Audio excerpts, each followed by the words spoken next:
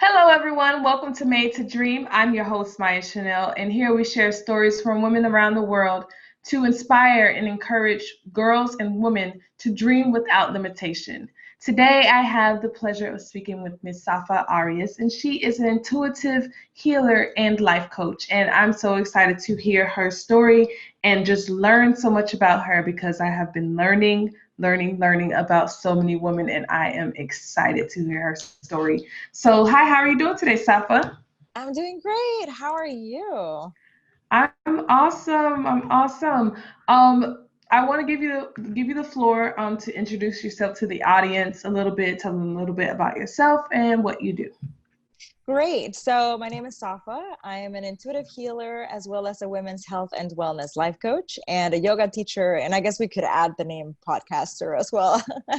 So, I kind of wear a lot of hats, right? But my true soul calling is to help women to really step into their full potential and power and embody who they truly are at their heart. So it's a bit of a long-winded story, but I'll try to keep it short for you because I know we don't have a lot of time. Listen, This when people ask me, mine's is long-winded as well. So just tell everything you do because one name does not define us. yeah. Oh, well, absolutely. And that's kind of part of the story and why I like the way I refer to myself. That's why I like the words that I've chosen to say, hey, this is who I am and what I can do for you. So it Mhm. starts like years and years back growing up. I really chose subconsciously to empower certain stories in my life with a lot of meaning and power. And along those lines, because of how I had perceived the world around me through those stories, I developed an eating disorder, which there's so much that goes into that. But a big part of that is when you put so much value in something as external, right? Even though it's still your own body, but it's still outside of yourself. And a lot of that is just, it goes so much into the psychology of how we just kind of give our power away so easily. But so when you Mhm. do that, you've got very little time, very little emotional, mental, or energetic quotient to develop and devote to yourself. So it's very rare that someone that goes through that fully, truly knows who they are until they kind of have gone through what I call the Kali phase. Now, the reason I call it that is I'm also a yoga teacher, as you heard. And Mhm. I love stories and I love mythology and I love all of the goddesses and I love all of the myths from India. So Kali to me is one of the Mhm. most powerful goddesses. And she essentially is the destroyer. But the reason why is she comes in and she essentially does away with anything that is no longer actually bringing fruit or bearing fruit or being creative, unearths it and allows that to be renewed and something new can then come in and grow and be life bringing. So that's why I say that Mhm. this is a Kali phase. So we all have several different Kali phases in our lives. It could be that we're coming out of a really terrible relationship, a toxic ambiance at work or with a person or something else, or it could be that we are just in one of those periods of our lives where we've gone through year after year of hardship, and it happens and it's Mhm. not pleasant always, but it is always transformative, I will say. So Mhm. this here started with my own Kali phase as I stepped onto my yoga mat for the very first time inadvertently, putting myself in a situation where I would be very self introspective. I didn't do it because of that. I did it because I wanted to lose weight, right? In the process of Mhm. seeking that state, I came across this yoga studio, started to find a connection to self, and started to ask questions, started to really ponder what it was about the way in which I was leading my life that kind of had taken me to that point and why, and where I had lost all of my power and where I had even forgotten who I was and what that meant, even in terms of the relationships that I had in my life at that point. Because it's so much when you don't know or understand or value or know who you are or love yourself, it's very Mhm. difficult to sustain relationships in a healthy manner. So it just Mhm. became a conglomeration of all of those things. And so out of that comes this desire to help, which started as my yoga teaching. And then, as most of us do, when we see someone in our lives who we perceive as healthy, we become curious. So my students became curious to know what I was eating and how I was nourishing my body. But I didn't have a formal education in terms of nutrition, so I didn't feel qualified to speak about it. So I decided, and I didn't want to create the same wounds in others that I had had in myself. I wasn't going to be one of those people who just said, oh, if you just eat vegan all the time, you'll be fine. If you just go on a, on a cleanse, you're going to be great. Like, I didn't want to do those things. They're so harmful. Right. So I went and I got my nutrition degree. And I started my company, Nourishing Paths, which at the time, the intention was that it was going to be to help women to change their relationship to food and self. That was like the mission statement. And I loved it, and it was great. And I started taking on clients, and it was all very exciting. But as I started taking on clients, they slowly started demanding more of me, not through like any fault of their own or not very consciously, but we started working together and things started coming to the surface. And I started to notice my intuition more deeply and could tell from words or could tell from energy or could tell from interaction with clients that other things and other aspects of their lives were needing attention. So I knew at that point, I already knew that I needed to make a change in my business and start moving out of just one aspect and expand. And that's where the whole intuitive healing sort of came into play. Now, the reason why I focus on women, I do get that question a lot, is because I feel very called to the sacred feminine, and I honor that space within myself and when others a lot. Now, I do realize, and I acknowledge, and I'm not bypassing this at all, that a lot of men go through the same struggles in terms of they also have issues with their bodies and they can't connect to self, or they don't know quite how to heal their core wounds. I get that. But when it comes to how the human sort of collective psyche of the female has been used and abused for centuries, I think that there's more weight in that sense. And there's a lot more responsibility, I feel, as a healer to focus on that aspect of things at this moment. So whether you're female, identify as female, or just feminine, that's kind of what I focus on and the reason for it. So that's kind of the very, very compressed story, the very compressed version of how I got to be where I am, and a little bit about why I use the words that I use when describing what I do with my clients. Well, I'll tell you right now, you've already got me hooked in, because the listeners probably already know by now, when I get to talking about health and fitness, it really like drives me and motivates me the same way women empowerment does for me. And I know that you spoke about how, the woman's psyche. I think that is a huge topic, just because as women, we're trying to reverse years and years and years of what society has told us the way that we should think, or the way that we should be, or the way that we should move in our life. So I think that is a huge topic to talk about. Enormous, and there's so much nuance to it, and there's so many little points that we can get into. But to me, there's something that I talk about a lot, even in my own podcast and with my clients and students and everything, and it's something I call core wounding.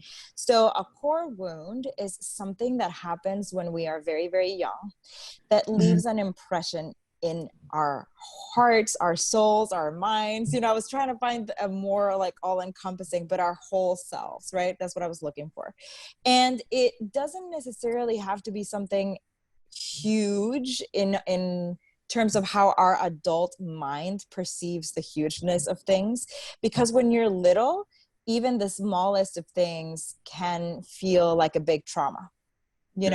So it just has an impact for you. It doesn't matter if it was something that our adult minds think it was little.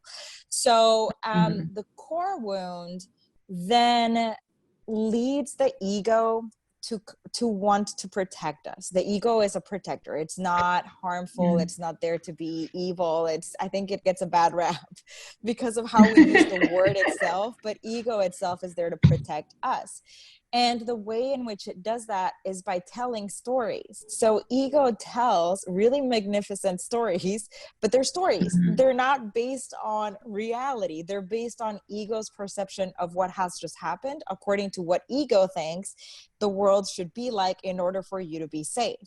So when you're young, and there's an occurrence and you have now developed a core wound, a trauma, your ego tells a story around that core wound, and it tells you sort of what filter to look through at the world around you from that point on. And that's where stories come in. You heard me talk about stories Right. at the beginning of our talk. So to me, that's kind of what it is. I'll use myself as an example just so that we can kind of get something more visual in our minds. So when I was younger, I heard a lot about my weight. I heard a lot that I was chunky. I heard a lot, all of these things. And it made me feel very ostracized. So my ego created the story that I wasn't good enough and I wasn't worthy of love, right? And that core wound, to me, it stayed. And whenever anything would happen in my life, my ego would use that as an example of, you see, you're not worthy. I told you because this, that, and the other. And it's, again, it's not an evil thing. It's just the way that the ego was trying to protect me. But we do tend to believe that our stories are sort of set in stone and we believe them. Now, when it comes to the global female psyche, I think a lot of our core wounding and a lot of the stories we've been sold, or a lot of the things that we've been carrying on our collective shoulders, is this idea that we have to be good, that we have to be good little girls, that we have to be sort of in our place, that we have to be small and delicate and meek and almost subservient, you know? So that affects us on so many different levels. This need for us to constantly be shrinking down, to be quieter, to be smaller, to like fit into smaller bodies, spaces, you know, the way in which we speak, all of these things are put upon us in terms of that was a core wound that got created ages and ages ago as we moved out of the honoring of the dualities, the sacred masculine and the sacred feminine. We moved out of more matriarchal based societies and we moved into much more of the patriarchy. And a lot of these collective wounds come from the rigidity of the opposite side of what would be the sacred masculine, which when you look at it is actually beautiful. The problem is when it goes into aggravation, it just becomes aggressive and it has all of these sharp points to it and they're very painful and they just kind of go and attack and attack and attack. And it's been an attack upon us where we've been taken out of divinity, out of sacredness. We've been taken out of empowerment. To me, the female, the feminine is so awe-inspiring that it's almost like looking at the ocean in terms of it takes your breath away because of how powerful it is. And in that strength, yet it's fluid.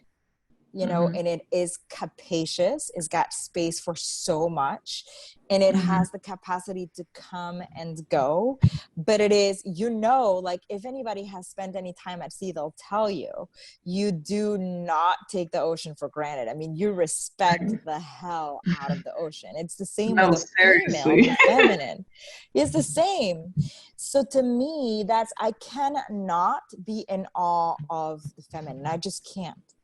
So, and that I think is something that we've lost. I don't think we spend enough time in awe of ourselves. I don't think we spend enough time in honor of ourselves either. You know, we don't spend enough time coming together in a tribal way to support one another, to love one another. Yeah, to empower each other. And that's where I think the core wound is. Yeah. Definitely. I feel like as women, we have to first uplift each other and support each other and empower each other if we're going to reach any type of, you know, power in our space, in our femininity and all those things and above. And I think it's really important. You said a mouthful where, you know, we're trained a certain way. We're trained to think a certain way. And I've told a lot of women that I've had conversations with on this show, you know, I don't know who created the rule book for women, but we need to have a conversation. Yeah. Because honestly, who said that you can't be a woman and you can't be delicate, but you also can't, be rough and play sports? You can do both. Like, there's no definitive answer of what it is, to be a woman, or, just lay back, don't break a nail, oh my God, God forbid. Oh God. God forbid you start sweating. Oh my God.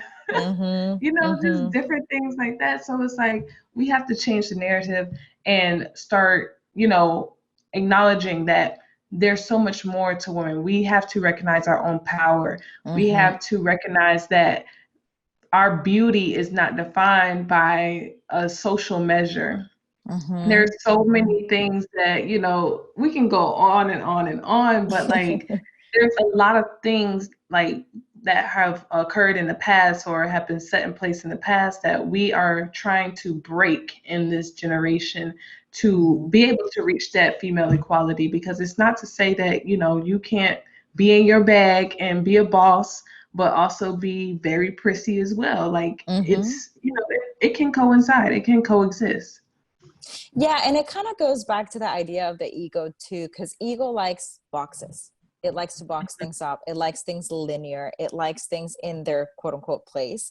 So it Hmm. pretends that there is this distinction between things, and it it just isn't the way that things work. Everything in the universe exists in terms of dualities, everything. Right. And it doesn't mean one is better than the other. It just means it's the other Hmm. side of the coin. So that's the first thing.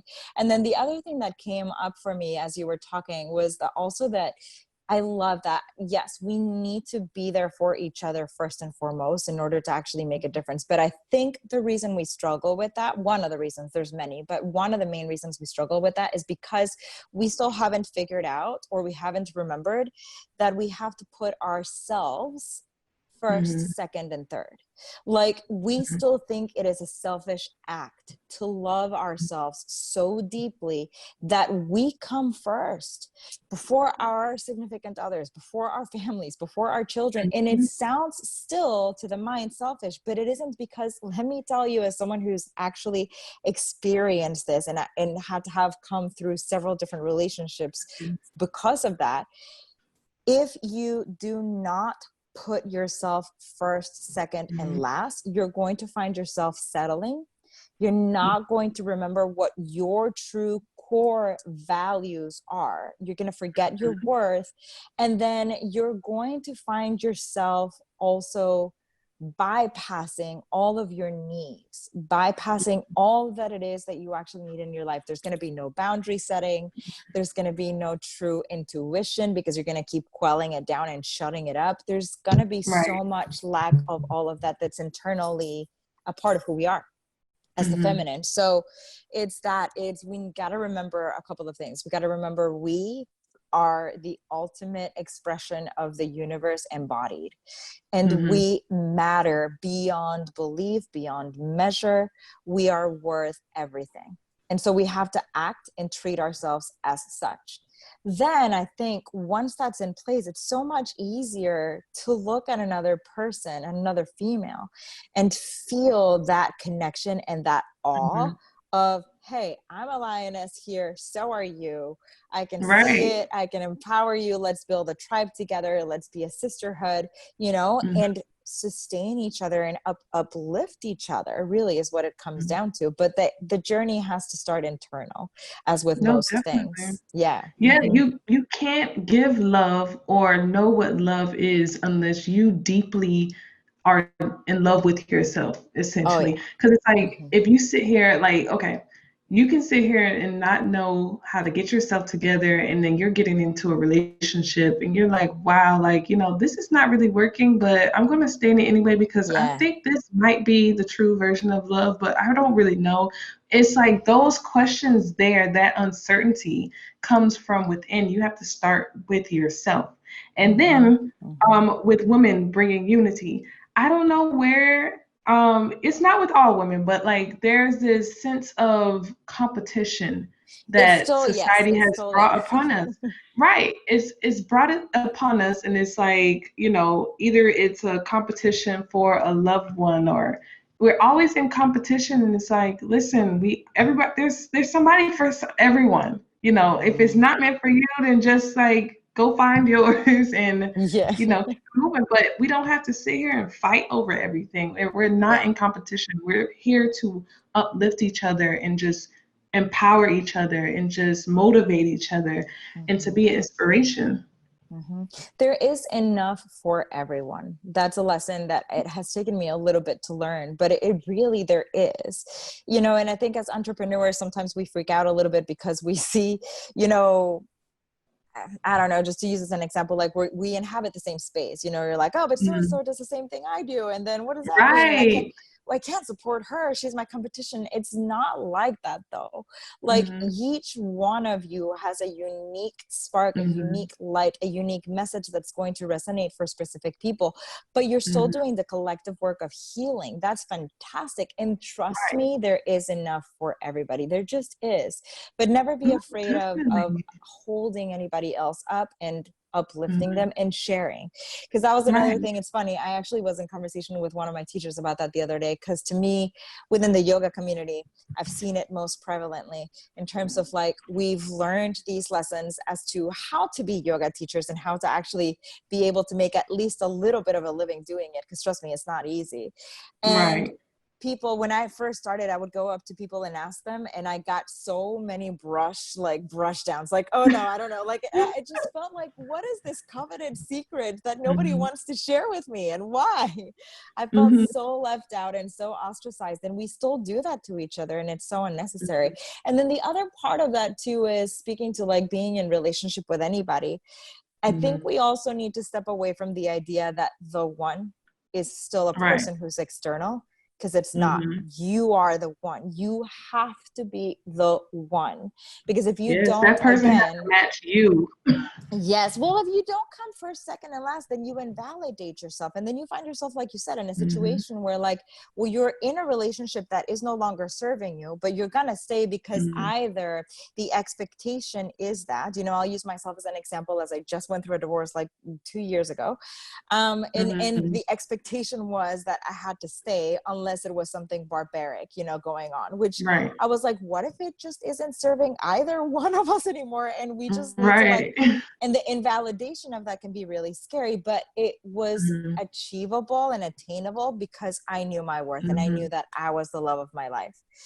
So Hmm. that's what I mean is, if you know yourself to be the true love of your life, then you've got full permission to ask for what you need, to Hmm. be like the priority, and then to say enough when the time comes, if the time comes, to say enough, or to hold Hmm. space and say, hey, I want to actually work on this, figure this out, whatever, without settling and without putting yourself at the bottom of the totem pole, so to speak. Hmm. No, seriously. And then I love what you said about, just finding yourself to be able to know what type of relationships you need to be in. Mm-hmm. Because in essence, you find yourself, you start to know, okay, I don't think I want that in a person. Or I don't think that's really going to work for me. I don't think we can necessarily grow together because we don't see the same visions. They're not leveled, they're not equal. So it's Mm-hmm. like, I know there's a lot of people out there that, they get together young and then they continue to go on, and then one of them just comfortable in a certain position, but the other person Mm-hmm. still is like trying to go up like 16 flights of stairs. Uh-huh. And it's like, okay, like, are you gonna come or no? And he's like, no, I'm just gonna stay here. Yep. So it's like, you have to find out what you want for yourself to Mm-hmm. know who it is that's going to match you, because I promise you, like, if you continuously try to mold yourself to fit someone else, it's not going to work Yep. Or ever. try to fix. Don't do that either. I see this so much in the feminine community. We always trying to fix Oh my it. God, why are we such fixers? I Who honestly, told us to do that? I don't know, but we believe it so wholeheartedly that we constantly, though, like how many times I've heard oh, but you don't see what I see in this person. Oh, it's okay. Ah! They'll change. They'll change for me. It's unique for me. And I'm like, okay, I don't think so. possibly, but like, is there a possibility that you're just compromising your own values because you've got this idea that you are not the love of your life, they are. Mm-hmm. And it it really does change the dynamic once you actually are able to do that. It just changes Oh, everything. But yeah, you cannot change people. People have to change themselves. And if they're not changing and you are, like, if you're growing, like you said, that's why I was pointing to myself, because I was like, oh my God, that's my story. Because like, if you're growing and developing and flowing and doing all of that stuff, the other person's staying, you mm-hmm. can't drag them. Right. I'm just gonna leave that dead weight right there because I can't, like, this it's too much to lug around. I can't sit here and mold myself and try to mold you at the same time. It's No. not gonna work. Just It's like horrible. the same way that they tell you when, you're on the plane, like, don't help anyone until you've helped yourself, put the oxygen Yeah. mask on. You can't sit here and, try to help someone else who does not want to be helped. Absolutely. No, 100%. And also to imagine how horrible, I mean, for the other person to kind of have to carry that burden for you, like, Mhm. why would I expect all of my happiness to come from you? That's Right. just not, that's selfish. Um, that that is that is that true is the selfishness. true word right there because you can't expect anyone else to make you happy. You can't expect a relationship to make you happy. You can't expect material things to make you Mm-hmm. happy. You have to make yourself happy. I don't care if Mm-hmm. you have to show your example of true love by taking yourself out on dates by yourself. Yes. I, Yes. I've even done that myself because I wanted to sit here and say, you know what? I don't have to go out with people to have a good time or enjoy Mm-hmm. myself or love the things I do. I used to go to the movies by myself just because. I Yeah. would go out to eat by myself just because I wanted to feel like, you know what? Even though I love hanging around people, I want to know that I don't need them in order to enjoy things. Absolutely. Yeah, absolutely. And that's one of the things that I work on with my clients, actually. So it's really nice that you said that, because I will give them the homework or the task of romancing themselves. I'm like, you Mm. got to woo yourself the same way you would woo someone you like, Right. flirt Let me with surprise yourself. myself with a new pair of shoes. Yeah, flirt with yourself. Make yourself feel a little bit, Right. because, and also too, you want to take yourself home at the end of the night, then Yes. I'm like, let me practice all 5 love languages on myself. yeah, there you go. Uh-huh. That's definitely me. So let me know, if you had to put one thing on a billboard, what would it be? Oh gosh. I don't know. That's actually a really interesting question. If I had to put one thing on a billboard, what would it be? Hmm. Stop externalizing your worth. Love it. Love it. Mhm. I think that's really important because, like, we look at these images, especially, I love to talk a lot about how social media has, like, shaped our lives now. And Oh yeah. it's so hard to try to get to people to reverse that. You sit Hmm. here and you think, I'm doing things like too late, like I'm too old, and people are out here doing things, and I should be doing that last year. It's just a lot to take in. And we have to just realize that everything comes from within us. You can't Hmm. sit here and say, I just spoke with someone about, doing things because of someone else's blueprint. So you Hmm. have to make Hmm. sure you follow your own blueprint and do what makes you happy. Don't do what Yeah. makes someone else happy or richer, because it may make them richer, but it may make you miserable. Yeah. You have to do what makes you happy at the end of the day. Absolutely. And that comes down to like so many things. And you hit the nail in the head in terms of like, we're in such a high um information based Mm-hmm. time right now, that everything that comes in is very curated.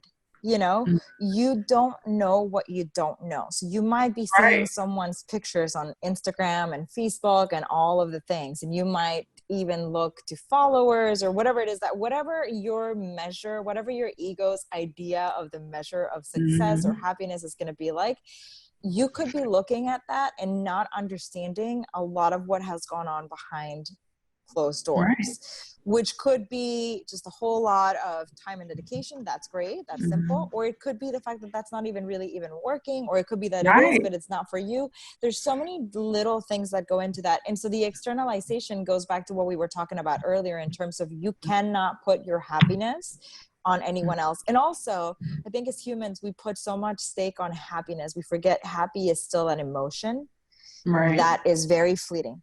It doesn't last Mhm. forever. You're not going to like all of a sudden do one thing and be happy for the rest of your life. I'm Oh sorry my if that God, was what you no. wanted, but that is I just not love going to to talk happen. about that. I feel like we're meant to do so much more than just one thing. It's about contentment and then really finding that centeredness within yourself, no matter what happens. You know, Mhm. whatever goes on in your life, you're still strong within yourself and you've got that sense of content. You're good. But yeah, happiness is fleeting, and you can't, it's not going to be a number on the scale. It's not going to be a Mhm. person by your side. It's not going to be a business. It's not going to be money. It's Mhm. not going to be travel. It's not going to be all these things. A lot of times Mhm. those are just either things that we are forcing or things that we are Mhm. resisting. Either way, you Right. don't want to be at either point of the spectrum. You want to allow. That's a message that Mhm. I have been on this week a lot. It must be something that needs to be spoken about in the universe this week, because this is like my third interview with it this week. And I keep talking about allowing. You have to allow, and stop externalizing, go internal and ask yourself what it is that you need, at the end of the Mhm. day. And then don't do things just to do them either. Right. Oh yeah, definitely. Like you have to walk with your purpose, and if you're still trying to find that purpose, you have to constantly work to find that purpose. You can't just sit here and say, you know what, I'm just gonna like sit here and just wait for it to just fall out of the sky. Yeah. Oh You yeah. have to Uh-huh. consistently search, dig within yourself. It's not necessarily a go on the internet and just search around and say, what is my purpose? It's you have to dig and ask yourself questions like, what Mhm. is it that truly makes me happy? What is it that I've always enjoyed doing and I could like do it days and days and days and days and days without getting tired? It's a Mhm. true soul search to find your happiness. You have to It really dig is. within. It is. And I think we need to also realize that, like, in terms of, I work a lot within what you could be considering sort of more like the new age terminology, hence the intuitive Mhm. healer. But the one thing that I see a lot is people who are trying to manifest, but instead of truly attracting things to them, what they're actually doing is by force of like trying to force things or run away from things, they're Mhm. actually catching sort Mhm. of the energetic attention of other things. And Right. also, sometimes we forget we may want X, Y, or Z in our lives, but it doesn't mean it's going to come in one particular way or it's going to look one certain Mhm. way. Sometimes it Mhm. surprises you, man. I can't express to you enough how important it is to let go of expectations. Once you say, oh, for like me, like to be satisfied, I want to be able to be of service to people. Like that's Mhm. me. That's what I want to do. I want to be Right. able to be of service to women and heal them. But that doesn't Mhm. necessarily mean that it's going to look the way that I think it needs to look for it to actually be Mhm. successful or to have happened. Also, Mhm. we're so afraid of the idea of rejection. I actually just posted this recently because Oh my I just goodness. couldn't stop thinking about it. I was like, I think it's important for us to notice that it may seem like rejection, but it's Mhm. redirection, Mhm. you know? Listen, I always tell Yeah. myself this. I am never afraid. I used to be when I was younger. I didn't get here just overnight. I used to be very afraid of rejection. Oh my God, should I apply for this? Should I send this email? Like, should I say this? What if they say no? Listen, the only thing they can say is no. It's Yeah. really not going to hurt me. And I look at it in the perspective of, you know what? I was going for this when I was really supposed to be going for something bigger. I was Mm-hmm. supposed to be going for something different, something more specific to me, something that I'm looking over here at a blue dress when, red is really my color. Yeah. Something like Yeah. that. So it's just like, listen, everything happens for a reason. Um, I believe that, some things don't happen because you're redirected in your correct positioning. But you do have, I know how you said about manifesting, you have a lot of people manifesting, but not actually putting in the work as well. So it's like you Yeah. can be sitting there like, you know what, I'm going to get that $1 million today, Yeah. but they would just went out on the couch and just watched some Netflix. I mean, you have to do the work as Yeah. well, even if it's just going to the store and buying that lottery ticket. You Yeah, have to you put gotta in show some up. kind of effort. Yeah, You you gotta show definitely up. got to You've put got to in. show up in every aspect of your life, including Definitely. that side. Because if not, the universe is gonna look at you and be like, "What are Like, you girl, doing? what? What is this? No. What have you done to even call me? No." Right, you want this, but you just okay. No, I can't. Now, on to the next. Yeah, exactly. Next in line, please. All right, come on. Your wishes, please. All right. So, if you had one thing to say that would inspire women to just dream without limitation, what would it be? The dream without limitation. Oh, I'd say embrace every little bit of who you are. Don't accept. Acceptance is Hmm. not love. Embrace, Hmm. like fully, truly embrace every little bit of who you are. Awesome, awesome. I totally agree. You have to love yourself to find your purpose and your passion and your why. Mhm. So I love it. Thank you so much, Safa, for sharing your story with us here today. I think we could go on and on and on and Yeah, on and probably. on, literally. But I do want to give you the space to allow the audience to know if they want to reach you, how they can reach you and follow your journey. Awesome. And thank you so much for having me. I love the interaction. I love to connect with other people and other women who have like their hearts set in the same space. So I love that. It's just so beautiful. Definitely, I love it. Yeah. I'm here with you. Yeah. Well, I leave these conversations feeling so much like more bright. You know what I mean? It just Mhm. feels so like vibrationally aligned. Like I have so So much on my mind and I was able to get it out. exactly. So where you can find me, I do like a visual medium. So I do like Mhm. Instagram quite a bit. So you can always follow me there at nourishing_paths. That's my company's Instagram, of course. Mhm. And then you can email me info@nourishingpaths.com. Also, right now I'm doing something super fun. I got together with another super powerful woman. She happens to live in the UK, but her name is Jen Angela, and she's great at boundary work. So we have come up together with a fantastic boundary work program. So if you're curious about boundaries at all, and if you're curious about what your unique individual, let's call it boundary setting type or style is, then check out my Instagram because we just put up a quiz. It's really quick. It's only a few questions. You can take it, find out exactly what your style is and kind of what that means. And then on September 17th, we have a free workshop about it where we're going to go so far in detail about that. It's impressive. So I'm really excited about that. So those are the things that your listeners and viewers can do to join me. Oh, thank you, thank you, thank you. And we'll have all of those links in the description for anyone who would love that information. And we just thank you so much again, Safa, for sharing your story with us. Love these conversations, love empowering women. I just love it all. Until next time, thank you guys for tuning in to Made to Dream. I'm your host, Maya Chanel, and I'll see you next time.